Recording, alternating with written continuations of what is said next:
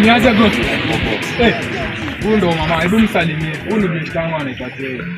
So Jay, niko napeleka wangu kijana. Sasa sijaona place, sijaona shop imefunguliwa hapa. Ile shop imefunguliwa. Si unaweza tulia hapa hivi niende maziwa na kamsa hii. Sawa. Sawa.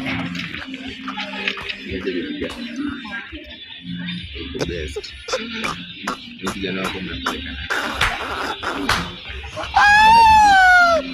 Kijana, mimi sina familia, sipendi kijana. Mbona? Kijana ataka watoto watatu ishaje. Ati? Mwingine amemwacha kwa ploti hapa pete. Pia anado.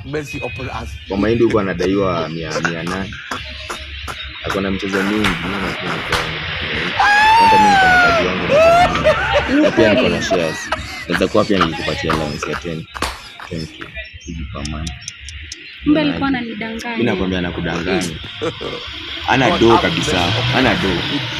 Akona madeni kila mahali. Hata hii boda yangu sijamaliza kulipa. Na bado namdai karibu 29. Kwa last year hajailipa hadi sasa. Yaani bebe wangu ananifanyia hivi. Nakwambia anakutenda vibaya sana. Mimi nipenda tu na mwana wako. Nitakupa vizuri. Sawa. Nitakupenda. Mbona hata hiyo pesa ya maziwa ameenda kununua maziwa hata ndio. A few moments later. Baby, sijapata maziwa wewe.